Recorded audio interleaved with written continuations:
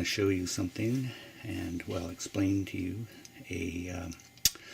something that happened to me when I was a child, about 12 years old, and I used to travel around the English countryside on a little Royal Enfield motorcycle, and a buddy and me, and we used to go look around for sites, castle sites, etc.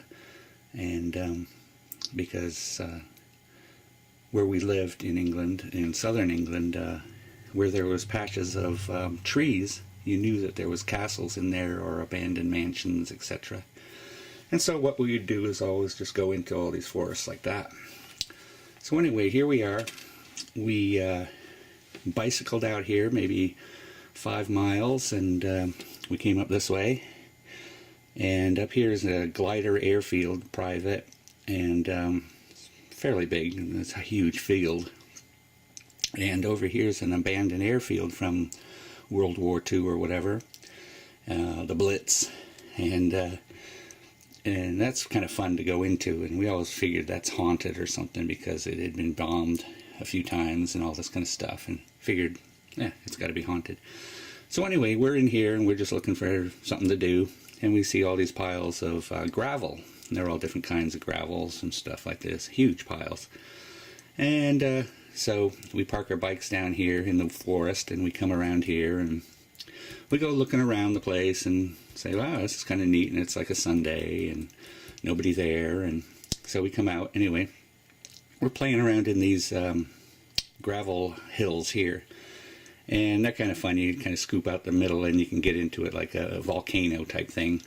And it's probably really stupid, and it actually is very stupid to do something like that, but we were stupid in those days. So here we are. We're standing about right here, and all of a sudden I hear over here, I see and hear somebody say, "Hey, you guys." And it was a guy standing there and walking our way with a dog, an Alsatian. Well, we didn't hang around. We were standing here. We didn't hang around. We ran and went around here, around the building, and we could hear it coming towards us. So we looked back just to see how close it was, and there was nobody there. So that is a ghost story, right? Okay, well, that's just the beginning, because then we were in here and we were playing around in this one, and all of a sudden, it was this one, and all of a sudden, this gate, there's a gate here, and this is like 600 yards or so, and there's a gate here like 2 football fields, and there's a gate here, and it had all these padlocks on it, like 3 or 4 padlocks and chains and all this kind of stuff, and you just couldn't get out of it or into it real quick, you'd think, without undoing all these padlocks, etc.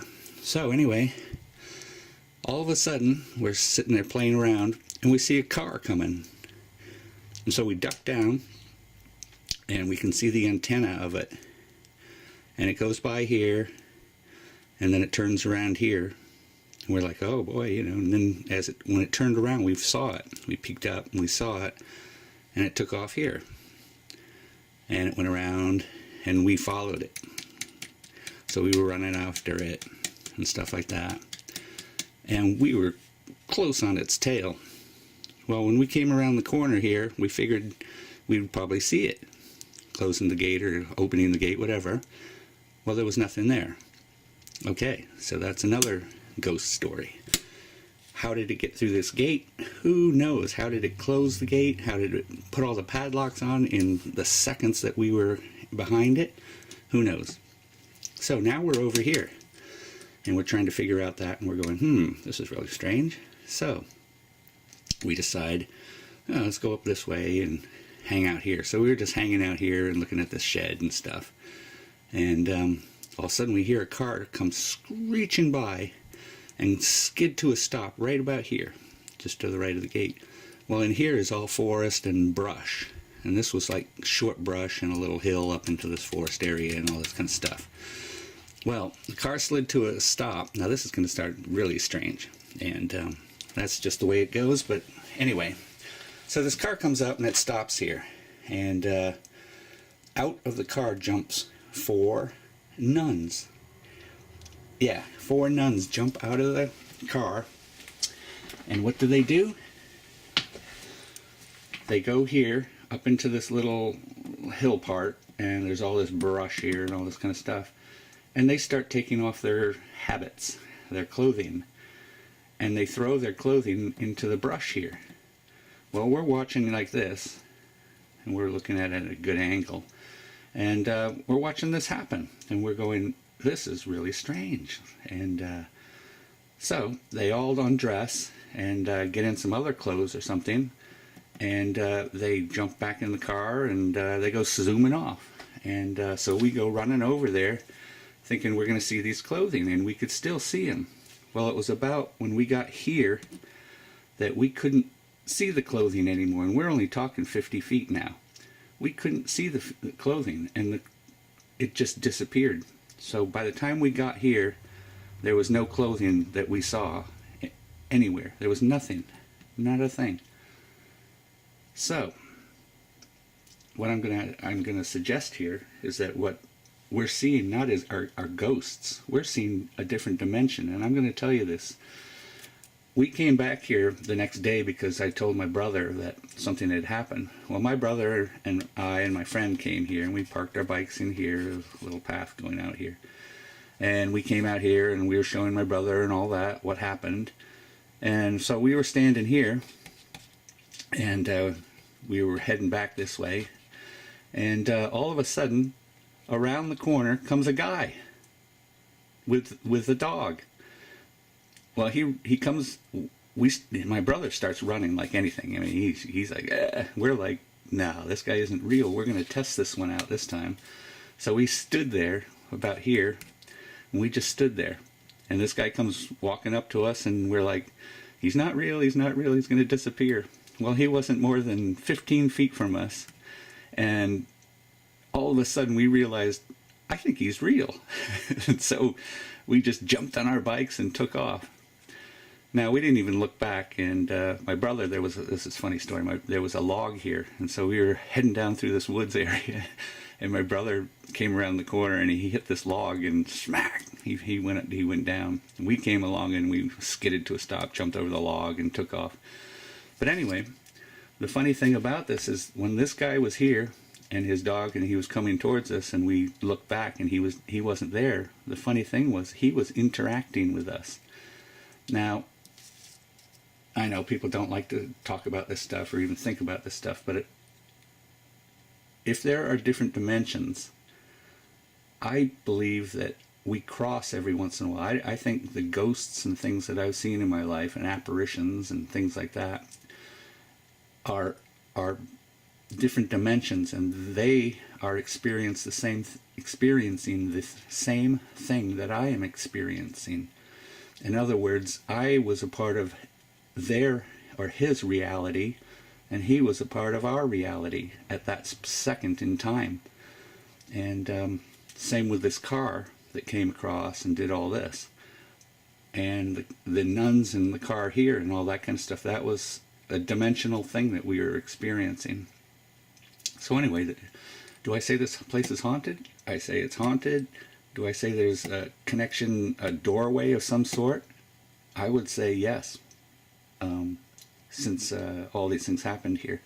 So anyway, that's one of my ghost stories, and I'll recount some others that seem to be poignant and have to do with what I'm telling you about. Let's just do a real quick one. Let me just throw this stuff over. Okay, here I am. Here's my house.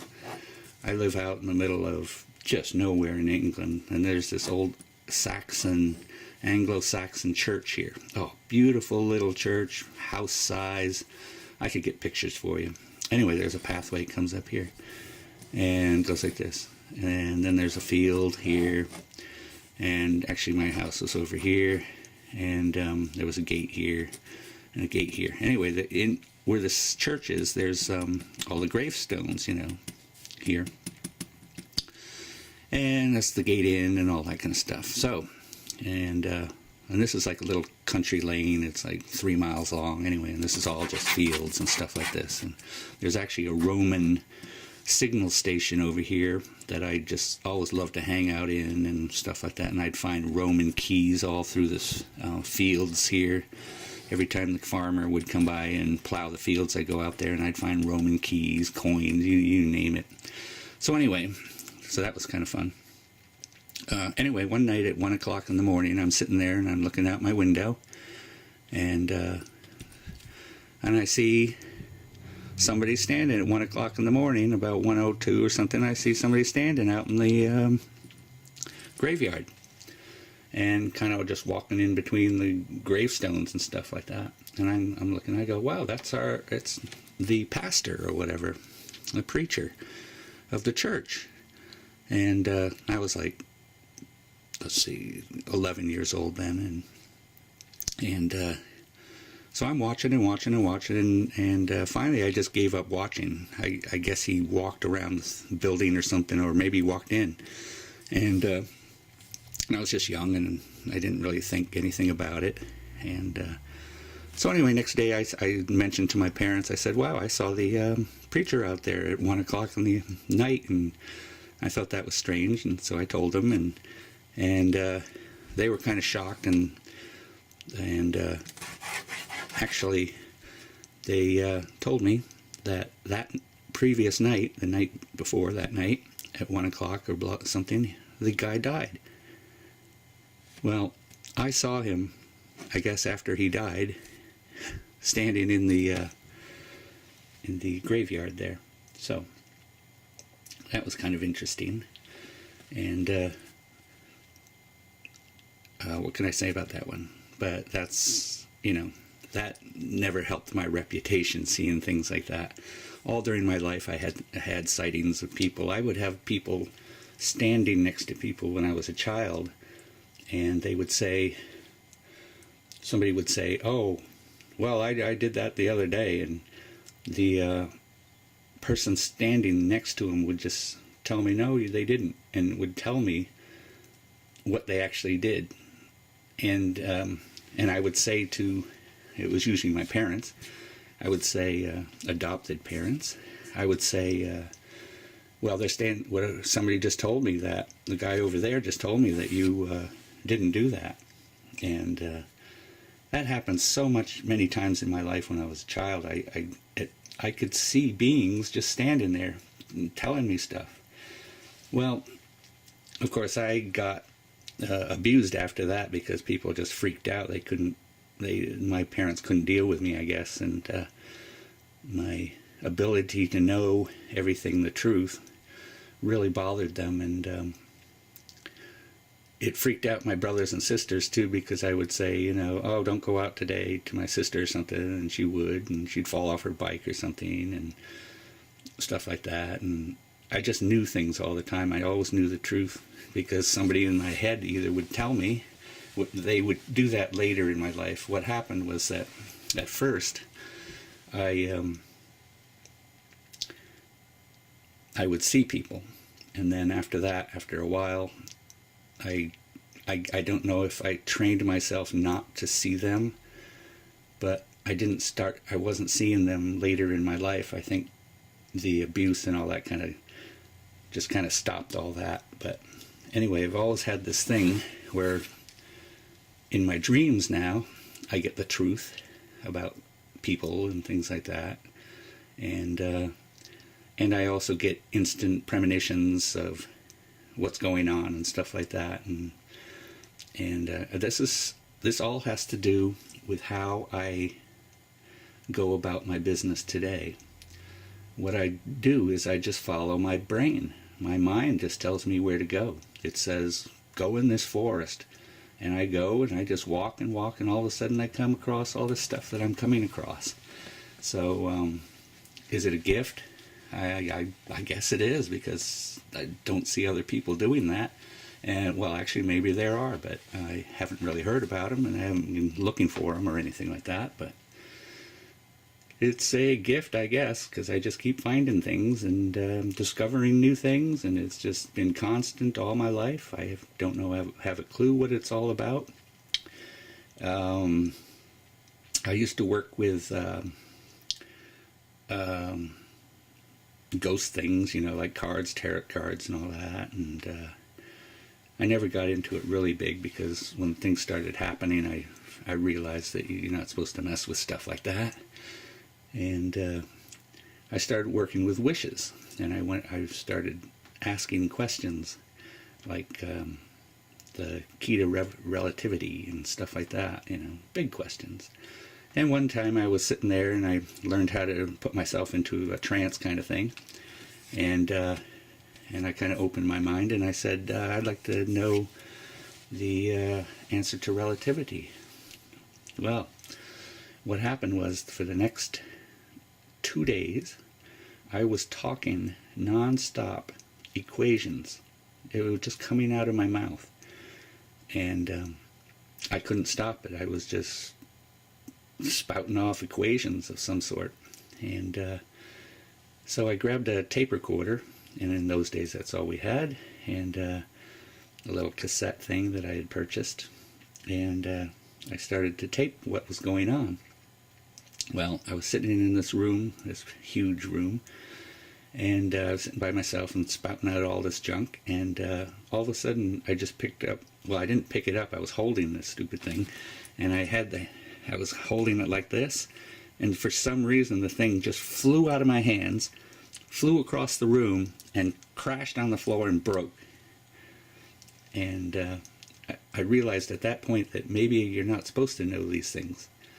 And or at least you can wish for things, but you can't. I wasn't allowed to tape it or record it. Whatever I was getting out of the thing was what I wanted to know, was the truth. So anyway, that's how I go about my business. I'm just psychic to the max, and things just happen to me all the time. I mean, all the time. I can't go outside without seeing things. I can't go to sleep without knowing things. It's just amazing. I was brought up in an abusive family. I was brought up rich, which was funny because we were jet setters and all this kind of stuff, and nobody ever found out. And so anyway, that's what I do, and that's how I got here, and stuff like that. I could tell you tons and tons and tons and tons of stuff, but it all seems to come down to what's going to happen tomorrow for me. You know, the past is the past, and so I just always look forward to what's going to happen today, and I never really know, you know. Like right now I have this urge to go out in the forest, in this one forest today. I might. There's a burning thing in my head that says I need to go out here and go out in a certain place, and for a reason. I don't know what it is, and I'll find out, and I'll do more videos and all that kind of stuff on that. I've been out there and about and doing stuff, and I've come across some funky stuff, and well, that's my story, and I'm sticking to it. So anyway, that's what's been going on in my life. That was a good one, though. To me, it's like this guy was interacting with me, and we were interacting with it, but it was in a dimensional thing. We crossed in dimensions. He was doing what he was doing, we were doing what we were doing, but we saw each other and actually didn't talk to each other, but he was talking to us. And this car was a freaky thing, because how did it get out of this gate? And what the heck was a car speeding to a stop here, and nuns getting out and undressing and throwing their clothes on the brush? And when we're walking towards it, all of a sudden it just faded away, and there was nothing. So that's always a fun one. Okay, I'm going to end here because I'm doing a long super one here. I'll try to put this down in not high definition so you can download it and all that kind of stuff, and easier. Alright, I'm out of here.